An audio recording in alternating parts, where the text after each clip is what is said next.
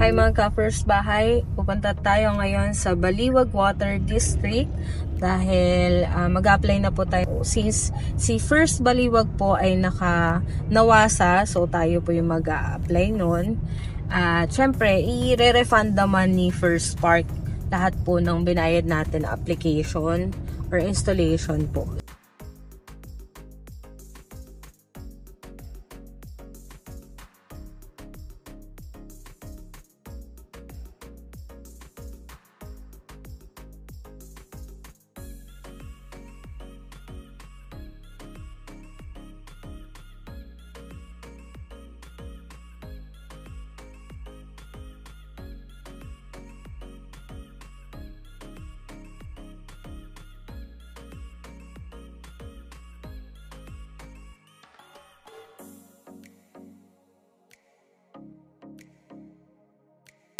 Okay, katatapos lang namin magpunta ng Baliwag District at take note sa mga pupunta, magdala kayo ng cash kasi kami, kala namin po pwede ang GCash pero cash lang ina-accept nila, kaya nag-withdraw pa kami dito sa may BDO, so naglakad pa kami ng siguro mga 5 minutes pa tapos pumila. So para less hassle sa inyo, dala na kayo ng cash at magpasobra na rin kayo kasi hindi naman natin alam kung magkano yung magiging bayad nyo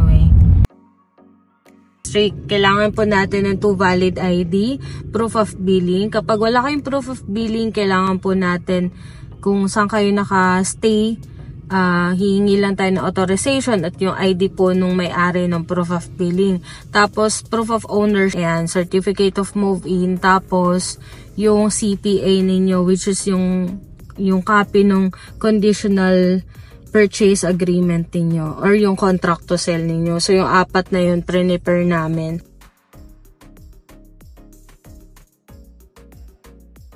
Yung iba, magkano naman yung bayad? Ngayon, 6,700 to 12,000. Ngayon, depende yun sa unit natin. Kasi may tinatawag tayo na ordinary and traverse. Yung traverse kasi, in-explain lang din sa atin ng turnover specialist na kapag yung may tatawiran na kalsada, so magdedepende din yun kasi syempre siguro yung sa tubo or sa kaya medyo mas mahal yun sa amin.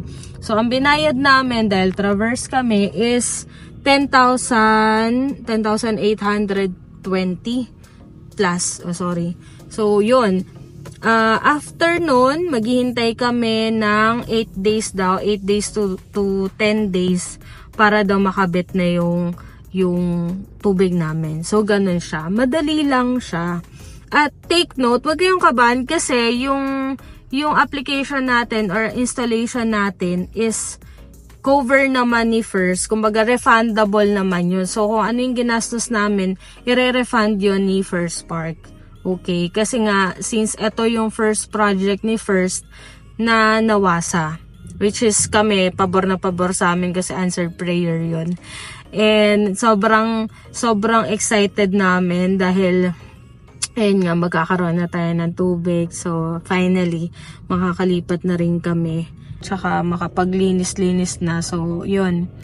Ano pa ba? Take note, kailangan pagpupunta kayo doon ng Baliwag Water District, take note na magdala kayo ng cash kasi kami, nahassle kami dahil nag-withdraw pa kami. So, naglakad pa kami ng 5 minutes to 7 minutes. So, ayun. So, take note yun.